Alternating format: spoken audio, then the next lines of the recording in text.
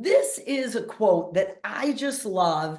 If any of you watch Shark Tank, this is by Kevin O'Leary, who is Mr. Wonderful. You might remember that name. And he says, hire the smartest people you can find because they raise the average level of your organization and bring in more business than possible. I just did a recruiting assignment for a client, and I knew that the manager was not going to hire one guy in particular because I knew he was threatening to him. He was like too good. And I really do wish he had hired that person, because I think he would have elevated the whole organization. He hired someone really good, and I have no issue with who he hired, but it is something to keep in mind that if we build fabulous teams under us, that raises the level for all of us. Now, when I talk about recruiting, I like to talk about it as a three-step process. The first, which we'll talk the most about today, is attracting the right candidates. And we're going to talk about how you go about doing that. I thought we had a little cutie with us. And then converting people. And what I mean by that is that we know today that there are a lot, that the candidates have the choices. The candidates have all different ways that they can pick jobs. So converting them to your organization is really key. The final step in the process, yeah, I'm sharing, right? Okay, is retaining people. The easiest way to recruit people is to retain the good ones that you have. So we're not going to talk too much about retention today, but we're going to talk a lot about attracting and converting different people to your organization. It is essential in recruiting that you have a formal process. Now, we've all been there where managers have said, I need someone tomorrow, throw an ad up on Indeed, da da da da da. And I've done it too. We've all done it. But ideally, you want to set up a system in your organization where HR owns the process and that you really go through this as a marketing activity with thoughtful consideration in the right people. You attract people to the job, you use technology. There's great technology these days to screen candidates. The manager's role should be to control the selection. But how many of you, I'm just curious to see in the chat, how many of you, well, I guess this would be hard to do in the chat. What I was thinking is I'm curious to know how many people have the managers look at the resumes before you screen at all. So we're too big a group, I think, and now we have some people watching on YouTube. So let me just go through my thoughts and we'll go from there. We've got some things coming in on the chat. Let's see.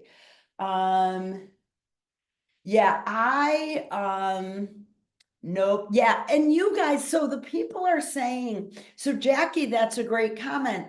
But honestly, that's the way I believe it should be, because managers are way too judgmental about what's on paper. So I believe the manager's job should be to control the selection. Then getting to Brad and RSI. Yeah, Rachel, see, I'm totally in where you are. You've got to verify skills and background. That's essential. And then finally, you go ahead and make the job offer. So we want to understand that candidates today expect flexibility. Now, some of you work in schools, some of you are in healthcare, some of you are in manufacturing. You've got to have your employees be at work.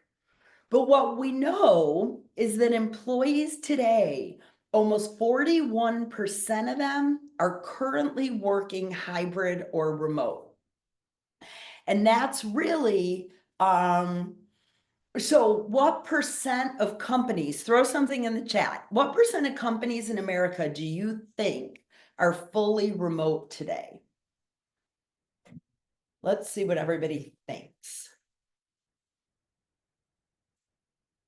Oops, I just shut the chat. Okay, let's see. I see numbers coming in 45, 40%, 61%, 30, 60. So a couple of you are close. We've got Becky, Sean, Sloan, you hit it right on the head. The number is 16%. Now, don't forget that's fully remote. What we are seeing today is that most employees want to be hybrid. Employees are understanding that working fully remote can really be isolating, but they also know that the time to take to commute to work can be more than they want as well. So what we're seeing is 16% are fully remote. What I found really interesting when I did some research is yeah, Jackie, I agree. You've got to force yourself to go out. What percent of interviews are done by video? Throw numbers in the chat again and let us know what you think. Rachel, you're pretty close. Believe it or not, the number is 93%. Now, when I look at data like this, it doesn't mean that you don't also bring people in for a in-person interview at the end. So what I do is I do all my screening by Zoom. So I may see a dozen candidates by Zoom and pick 3 that come in and meet with me in person. And so that can be a really effective time management tool because we've all sat around for the days and nobody shows up, right? So that's a little background on recruiting. Let's break this down into 4 steps that we can focus on as we talk about attracting and converting people to your organization. The first is setting expectations internally. I am sure lots of you have hiring managers who say, I need someone next week. And you want to set those expectations. Oops, sorry, I hit stop share, which I did not mean to do. You want to create an ongoing pipeline, then identify the candidates that are going to be best, and finally pick that final candidate you're going to make a job offer to. So let's start with, what do I mean by setting expectations internally? This is one of my favorite quotes. Those of you who've been around me for a while have heard me use it because it's true of everything we do in HR. And it feels like we don't have enough time. But this quote is by H. Jackson Brown Jr., and he says, you have exactly the same number of hours in a day that were given to Helen Keller, Michelangelo, Mother Teresa, Thomas Jefferson, and Albert Einstein. And isn't that true? But in HR, we allow others to capitalize on our time.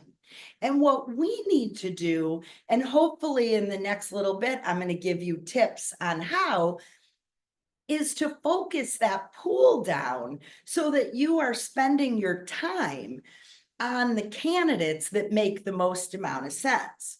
So I found this ad. It was on one of the social media sites in the last couple of years. And I feel like this is what so many of our hiring managers ask us to do. Somebody's not muted. I'm trying to find it. But if, let's see. If everybody could mute, that would be great. It might be Sheila, and I don't see how to mute you. So, if people could mute, that'd be great. But in the meantime, you've had a moment to look at this. How many of you have had managers that ask you to recruit for something that is this absolutely unrealistic? Does that make sense to some of you out there? I'm trying to get to the chat. Okay, so what we want to do in setting expectations is starting with realistic criteria for whatever is going to drive the decision making.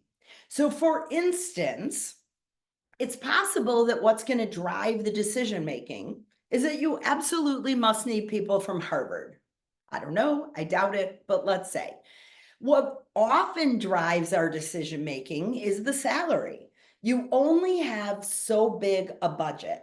And so you may need to change the expectation. So if you're only going to pay in the mid-30s, I'm going to suggest you look for somebody with 1 to 3 years of experience, maybe under 2 years of experience.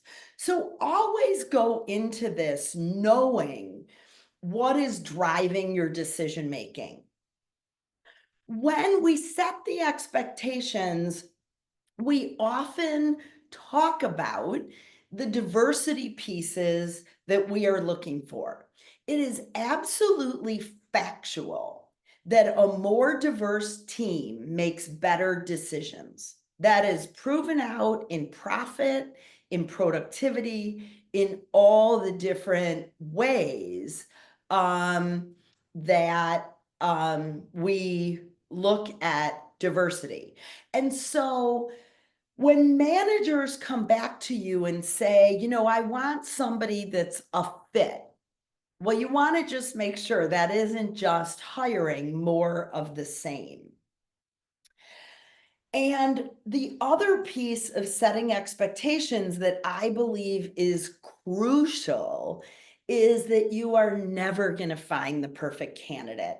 At the beginning of any search, agree with the manager that we are looking for 85% of what we're going to make on this list. But there are certain things that we cannot train on. It may be, if it's a customer service position, it may be, responding kindly and being able to type well-written emails. That's something that you may not be willing to train on. But managers constantly say, I want someone from our industry. Like, why? Why do you really need most of the skills that our people do? We can train on a lot of what you are advertising for out there. And the final piece of setting expectations is this idea of being ready to move when you are found the candidate that you want. Do not have a process in your organization where you find the candidate you've identified and now you have to talk to leadership. Now you have to decide on salary. Now you have to blah, blah, blah, blah, blah, blah, blah. You will lose those candidates. So when you're setting up the final interviews, I have even, for certain roles that are super competitive, I've had an offer letter waiting for my final 3 candidates and told the hiring manager, when you find the one you want, you slide this right across the desk, because they will find jobs with other organizations. So let's talk a little bit about building this ongoing pipeline. Now, this is going to depend a little bit on your organization and how many of the same job you're constantly hiring.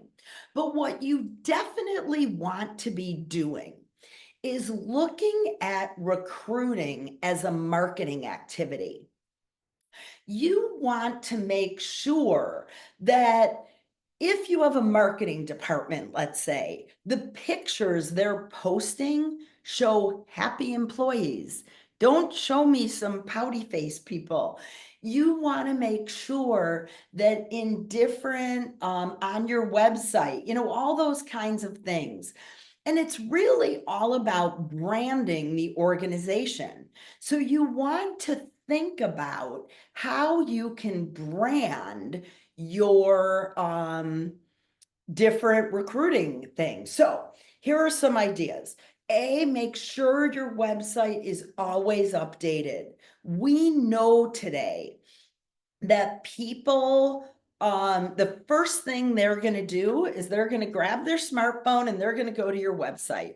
And if it looks old and outdated and irrelevant, they're not going to apply. I recommend that everybody has a career page on their website, but, and this is a big but, I do not post specific positions on that career page. The reason is it's just too hard to keep it updated, quite simply. But have a career page that talks about your benefits, that talks about why it's a great place to work. You might have on there positions that are often available. You might say, put in your name and email. We'll reach out when we do have a position open. Those kinds of things. We've talked a little bit about social media presence already. Make sure you are watching Glassdoor. If there's anyone that doesn't know what Glassdoor is, we can talk about it later. But they are now owned by Indeed. And because of that, there's a lot of cross contamination, I might even say, between Glassdoor and Indeed. Now, finally, what am I talking about with employee identification? What I encourage you to think about is giving employees branded stuff. Give them water bottles, give them baseball hats, give them t-shirts, whatever you want to give them. And the reason you're doing this is so that they're out in the community. They're at Little League games, they're at the school, they're at their religious institutions, they're at the grocery store, having your logo being seen out there. And when we talk about branding, it's a great way for people to know that your company is a good place to work. And often they don't even associate it, but when they see the company name or logo come up on Indeed, they know something about that seems familiar. And that's what you want as we're talking about this idea of branding for hiring, branding for recruiting. Now, another thing you want to do is build relationships in your communities. One of my favorite things to do is adjunct professors and faculty at the local community college, the local trade schools. They will know some of the best people, best students that they may recommend to you. Reach out to senior centers, immigrant resource. There's a lot of talk in HR about former offenders, people who've been in prison, and now really can be some of the best employees if in fact you give them the opportunity. Religious leaders often know people in town that are looking for something new, that need something. So really think about expanding who you talk to about openings when you have them. And finally, partner organizations. Think about people in your town that you cross, that the people you want to hire go into. So I'm going to give you a quick example. of what I'm talking about here. Oh no, I forgot to screen share, somebody said. Shoot. All right, then I'm gonna go back real quick. So, are you seeing that, I hope? So there's that list. Partner organizations are when you are talking to organizations. So here's the example. I was helping an outdoor retailer. That's where that ad came from. And they needed candidates. And where were we going to find these people? We went to the local gym, the local exercise place, and they agreed to put a sign up that said we were hiring. And if you're looking for a job, come over and apply. And in turn, we put an ad at our register about their gym and just said to people, hey, if you're looking for a place to work out, consider this. So just a couple of ideas there. The other thing that I love is what I call observation in the real world. And what is that? You're all at Target, you're all at Walmart, you're all at the grocery store. The idea of that is that you are seeing people doing a really good job. Hand them a business card. Tell them if they're ever looking for something different, you're hiring. This is a business card that one of the outdoor retailers gave me, and I love it. On the back of every employee's card, it says, "Go far, a career like none other." They're seeking candidates with persistence, personality, passion, and problem-solving ability. And then they talk about what they're always looking for. And that is a really great way to just let people know, hey, I've seen you, you're doing a great job. And if you're ever looking for something, let us know. This, I saw at Ted's Montana Grill actually a couple of years ago. They have these at their host stand where all the time, every time somebody walks in, they've got a QR code to apply. They give you all the benefits of working for them. And I love their thing, premium, polished, professional, and cool. And we're going to talk a minute about writing ads, and that's those kinds of things are what you want. So these are just all different ways to help you build your this pipeline of people. I don't know why. I'm just looking because for some reason I'm not seeing the chat. Okay, so let's talk about employee referral programs and what that means in your organization.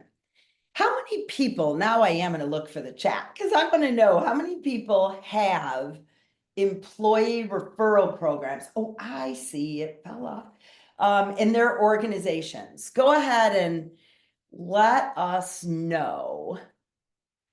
So lots of people do. Put in here, if you're comfortable doing so, how much you give for an employee referral. Are people comfortable sharing that? So I see, oh, most of you do. Great, great, great. We see, so yay, Lori Dunkel. Look at Sean, 1,500, 500. Oh, Tyler, that's interesting. 2 days, 2 extra PTO days. Leah, 250's pretty good. You know, once upon a time, when I started in HR, we were giving like $25. And so I just like to make sure that nobody's doing that. Because that is not going to incent people to help you. Now, you can see we've got some pretty high numbers. What I love is that a number of you have it's split into 2 payments. And that is a really good incentive. Oh, Elizabeth, that's another great, oh, I think that's Beth, but that's another great thing is to do a percentage of what they're making. But always split it up, because you don't want to give them all this money at the beginning and then more later. The 2 bullet points at the bottom of this slide are all about the negatives of employee referral programs. And just realize that when you have an employee referral program, you're typically going to end up with more of the same. Your people refer people that look like them, that are like them from their similar backgrounds. The other thing is you do run the risk of hard feelings if you don't hire somebody's mother, son, uncle, next door neighbor. Yeah, Jessica, I love that qualifier that both employees have to be employed and in good standing. It really helps with the whole retention piece. So that's great. Okay. Oh, and the other thing that I like to mention about employee referral programs is ask your employees to put these things on social media. And that helps them earn the money, and it helps you find really good people. So let's move on to how we are going to identify candidates for a particular position. So this is, now we have a job open. You know, the other pieces are things I want you to think about doing all the time. Now we're going to actually market an ad. And I want everybody to feel and pay attention to what 14 seconds is like, because that's what this countdown clock is doing for us. And that is the average amount of time you have for somebody to read your job posting. So you don't want to give people 4 pages of information on Indeed. What we do know, throw in the chat again, how many words would you guess a good job ad has in it? And as you're putting all that in, I want to encourage you to notice that I'm saying a job ad, not a job description. Those are 2 very different things. So everybody throw in the chat if you want, how many ads? Well, Ginger, 20 is a very few words. You need more than that. Rachel's at 150. According to Indeed, or this was LinkedIn, the best ads have 300 to 700 words. So that's just a great reference for you when you are posting something. You can easily in Word do a quick check and see. And then what do you think the typical apply rate is for an ad? So if you look in Indeed, you will always see how many people looked at your ad and then how many people actually applied. It's a really interesting percentage to look at. And the average is only about 8.5%. Now, I suggest that you want it really low, because if you've written a good ad, you want people that are not qualified to self-select out of it, because you don't want to have to read their resumes if they're not going to be qualified. So just some thoughts on how to write an ad. So let's talk about the 4 steps that I think are critical to writing a really great ad. First of all, it's marketing. Never, ever promise me after this program, you will never again post a job description on Indeed. That is not the purpose of Indeed. What you are trying to do is to get the right candidates to apply. You want it to be emotional, and I'm going to show you in a minute what that will look like. But you want to get them excited. Then we give them the details and encourage self-selection. Encourage them not to apply. Yeah, thanks, Ginger. That's all good. And then finally, at the end, give them the overview and the qualifications. But most people today want to work for a company that they're excited to work for. So I'm going to show you something that somebody was in one of my recruiting classes, and she posted this ad. And as you can see, it was essentially a job description. And at the beginning, she said, we're looking for an enthusiastic marketing specialist to help us in marketing. Well, yeah, of course. You will be you know what? I wonder if she's on the call, but I'm not going to shout her out. But she and I did a great job working on this together. So as you can see, what she started with was kind of basic information about this position. What I helped her change this to was I always start with questions. Are you a skilled marketing professional ready to take your career to the next level? Are you looking for an organization that values your experience? Then I speak to the person reading it. You will join our team as our new professional will do this. So again, it's the emotion that I'm trying to generate through my ads. And if somebody doesn't want to be an integral part of development and they just want to come in and do their job, they won't apply. And that's really what you want. So we know that candidates want to see in your ad, company details is the very bottom. They can go to your website and find out everything about the company. It would be not, yeah, ChatGPT is wonderful, Teresa and Jackie. Career growth. They do want to know about the company mission. A lot of times they want to know about performance goals. They certainly do want job details. The qualifications are important, whether or not they're going to, qualify, but most people want compensation. Now, most of the states these days, I think about half the states are actually requiring that you put compensation in your ad. So, but even if you don't have to, I have always put compensation, partially also because I don't want to talk to people.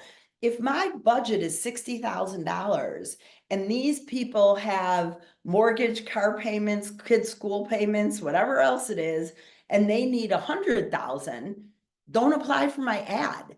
It's not going to be a fit. So really make sure that you are putting these things front and center in your job ad.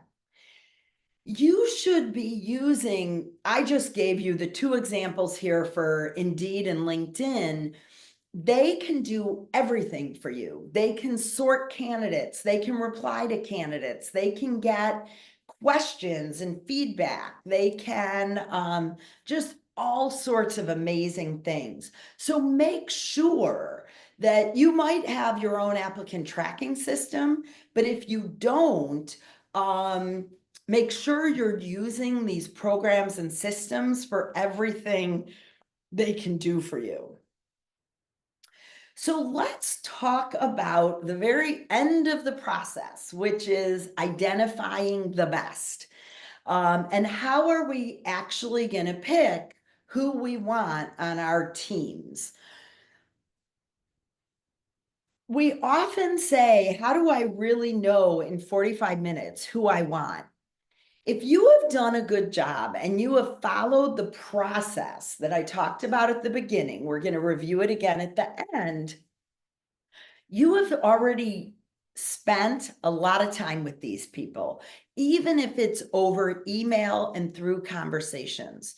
When I have people apply for my jobs, the first thing I do is they have to answer 2 or 3 free form questions. The reason I do that is then I can tell who's really interested in my job versus who's just throwing resumes at anything they can find. If they don't answer those questions at all, I don't even look at their resume. Sorry. Then the ones I identify as valid, I send them another 6 or 7 written questions to complete. Again, that gets the pool down to about half of those people, both because of their responses and because of how many people just won't take the time to do it. So then I bring people in for their 45-minute in-person interview. Well, no, then I have a Zoom call with them. Sorry, that's usually about 30 minutes. And only then do I bring them in for that 45-minute in-person interview. So I've spent a lot of time with these people. Now, once you bring them in, there are different ways you can interview people. And there's the typical one-to-one manager interview. Some people have what, like a group interview where everyone gets an equal vote on what they think. Hopefully they don't say it in front of the candidate. And then the other typical kind of interview that's usually often done is called a panel interview. And the difference with a panel interview is that these are the people who have different areas of expertise. So maybe you're hiring somebody for a customer service position at a computer chip manufacturing company. You may be the customer service expert, but you may bring in an engineer who can talk to them about very specific questions that you want. What I recommend, and this is just my preference, but I believe that you should start with the manager interview with 3 or 4 candidates. The manager should get it down to 1 or 2 people that they really would be comfortable hiring. And then you allow others to meet that person just in case. What you don't want is a situation where the manager really wants somebody and one person on the team tanks it. So I say to the team, you are interviewing them for red flags. I am hiring one of these 2 people or this person, but let me know if you've got a really big concern that I should be aware of. So that's the way I think is best. So let's jump into some of the Brad pieces. Well, this is first a skills test. So do they know what they say they know? I am a real fan of skills testing. That is not personality testing. I'm talking about a QuickBooks test, a Microsoft Word test, Excel, those skills that you're really trying to hire for. It's so easy to test for that these days. You don't, Jackie, I can throw that in at the end. You don't need well, Jackie, I'm going to answer that right now. Do not do testing yourself. There are lots of EEOC issues around that. And most of the tests on things like Word, QuickBooks, Spanish, that sort of stuff are about $20 a piece. It is not worth the risk. So Jackie is asking thoughts on a working interview. The issue is if somebody actually works, they have to get paid. So you just have to know that. I have often, if you have a job that's either very stressful or odd working conditions, I do think it can be productive to bring people in for an hour or 2 to observe. I did that often when I did work for a veterinary clinic. And we wanted people to really see and understand what went on. But you have to be careful if they so much as lifted a dog onto the table for the doctor, you would have to, yeah, Wendy, that's exactly how we would do it. And then we get into the Brad part, and that is the RSI part. Who are they really?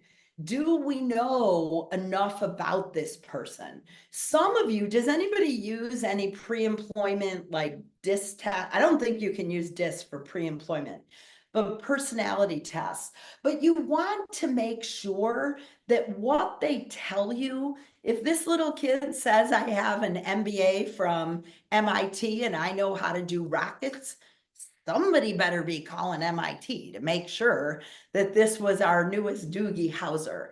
And that goes along with the idea of background and reference checks.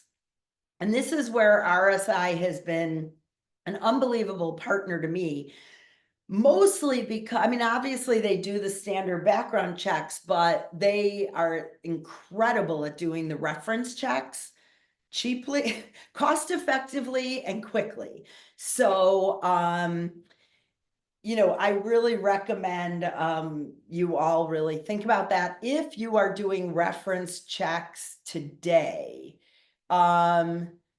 you can, you want to look at RSI's information. So this brings us full circle to the process that we as HR professionals are hopefully going to own to make sure that our recruiting process gives us the value and benefit that we need. I want to end with a quote that I love from Sheryl Sandberg. Most of you know she is or was, I don't think she's still at Facebook, but she was the CEO of Facebook. And it's so true. Hiring is definitely an art, not a science. And you don't really know until somebody gets there and starts working. So if you've made a mistake, give yourself permission to cut your losses and move on. There is nothing worse than keeping people. It's not good for them and it's not good for your organization. So as we wrap with that idea, I want to give you the SHRM and HRCI codes. For those of you that are certified, you can just take a screenshot of this. It's the best way to do it. You can go into both their systems, put in these numbers, and you'll be good to go. So I'll give you about 30 more seconds. And then I will just leave you today with my contact information. If I realize we don't have a slide from RSI, so anyone who wants their contact information, just email. Actually, we'll email all of you direct links to the RSI website so that you've got that available. Thanks, Shana. I'm glad you liked it. Everybody will get a copy of this video, and you can share it with anyone you'd like. We'd love to have you share it. We are also offering a brand new recruiting class. It's self-paced. And here, I'll go back. Lots of people are asking for the codes again. The recruiting class is about 5 hours, self-paced. We are updating it right now, and you will be the first people to hear about it. And we'll likely offer it to you as a discount in the next month or so. Thanks, everybody. I see lots of thank yous. I love doing this. I love sharing recruiting tips with everybody. And I hope everybody found this helpful and productive.